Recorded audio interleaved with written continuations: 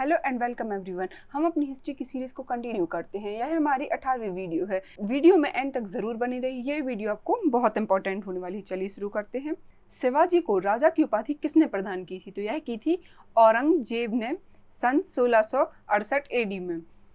किस शासक ने राजकीय अभिलेखों को खुदवाने की परंपरा शुरू कर भारतीय इतिहास को व्यवस्थित रूप प्रदान करने में महत्वपूर्ण योगदान दिया था? तो यह थे मौर्य सम्राट अशोक ने। मोहनजोदड़ो का सबसे महत्वपूर्ण स्थल क्या है? तो यह था विशाल स्नानागार। मगध पर शासन करने वाला प्रथम गैर क्षत्रिय वंश कौन सा था? तो यह था शिशुनाग वंश। किस ग्रंथ में चंद्रगुप्त को वृषल तथा कुलहीन कहा गया है? तो यह कहा गया है मुद्रा राक्षस में। मुद्रा राक्षस संस्कृत का ऐतिहासिक नाटक है। इसकी रचना विशाखा दत्त ने की थी। कनिष्क ने किस धर्म को राजाश्रय प्रदान किया था? तो यह किया था बौद्ध धर्म को। पहाड़ के व्यापारी कोवलन की कथा का वर्णन किस तमिल महाकाव्य में है? शिल्पांधीकारम में। हर्षवर्धन और चालुक्य शासक पुलकेशिन द्वितीय के बीच युद्ध किस वर्ष हुआ था? तो यह हुआ था 634 ईस्वी में। पूर्व मुगल काल में भारत की यात्रा करने वाला इब्न बतूता किस देश से आया था? यह आया था मोरक्को से और यह भारत आए थे 1333 ईस्वी में। और यह किसके शासनकाल में आया था? तो यह आए थे सुल्तान मोहम्मद तुगलक के शासनकाल में। हड़प्पा और मोहनजोदड़ो किस नदी द्वारा जुड़े थे? तो यह जुड़े थे सिंधु नदी द्वारा। भारत में सबसे बड़ा हड़प्पा कालीन स्थल कौन सा है? तो यह है धौलावीरा, जो कि गुजरात में स्थित है। पुनर्जन्म के सिद्धांत को प्रथम स्पष्ट साक्ष्य किस ग्रंथ से प्राप्त होता है? तो यह होता है बृहदारण्यक उपनिषद से। नारवली, प्रियदर्शिका और नागानंद नामक 3 प्रसिद्ध नाटकों की रचना किसने की थी? तो यह की थी हर्ष ने।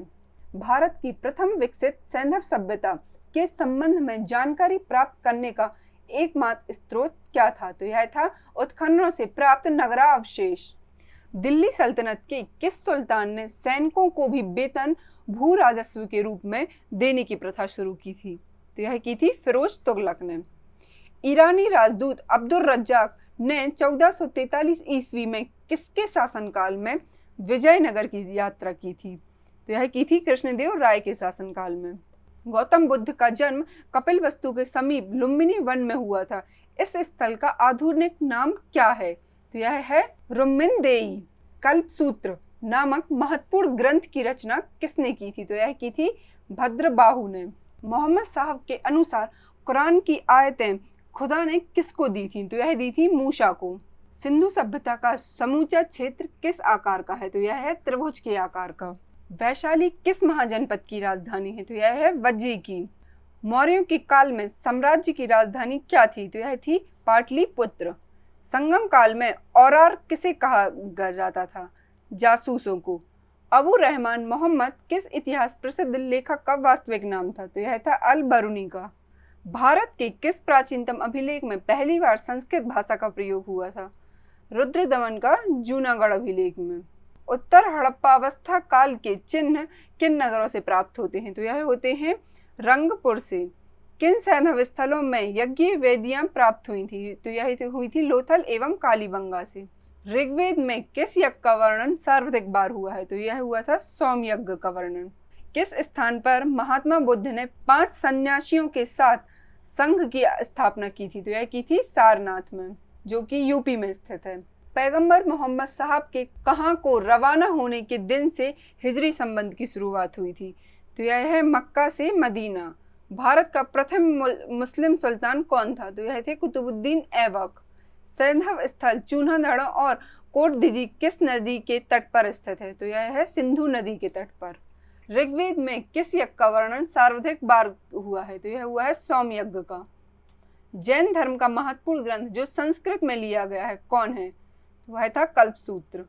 कश्मीर के मार्तंड मंदिर का विनाश किसने किया था? सिकंदर शाह ने।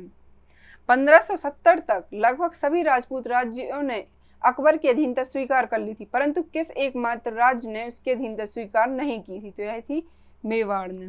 मुगल साम्राज्य के सम्राट के बाद सर्वोच्च न्याय अधिकारी कौन होता था? तो वह होता था काजी उल कुजात। पृथ्वीराज चौहान तथा मोहम्मद गौरी के मध्य कितने युद्ध हुए थे? तो 2 युद्ध हुए थे। दिल्ली सल्तनत की एकमात्र सुल्तान रजिया की पुत्री थी। वह किसके पश्चात दिल्ली की सुल्तान बनी थी? तो यह बनी थी रुकनुद्दीन के बाद। बाबर के प्रथम आक्रमण के समय दिल्ली सल्तनत की गद्दी पर कौन था? तो वह थे इब्राहिम लोदी। तहकीक-ए-हिंद शीर्षक ग्रंथ की रचना किसने की थी? तो यह की थी अल-बरूनी ने। वैदिक साहित्य में अथर्ववेद को क्या कहा गया है? तो ब्रह्मदेव कहा गया है। साबरमती के किनारे अहमदाबाद नगर को किसने बसाया था? तो अहमद शाह ने बसाया था। गुजरात का सबसे प्रसिद्ध शासक कौन था? महमूद बेगड़ा। अकबर ने गुजरात को मुगल साम्राज्य से कब मिलाया था? तो यह 1572 ईस्वी में मिलाया था। किस ग्रंथ में पता चलता है कि अशोक ने कश्मीर में वितास्ता नदी के किनारे श्रीनगर नामक नगर की स्थापना की थी? तो यह पता चलता है राजतरंगिणी ग्रंथ से। दिल्ली सल्तनत के किस सुल्तान ने सैनिकों को भी वेतन भू राजस्व के रूप में देने की प्रथा शुरू की थी? तो यह की थी फिरोज तुगलक ने। तारीख-ए-फिरोज शाही की रचना किसने की थी?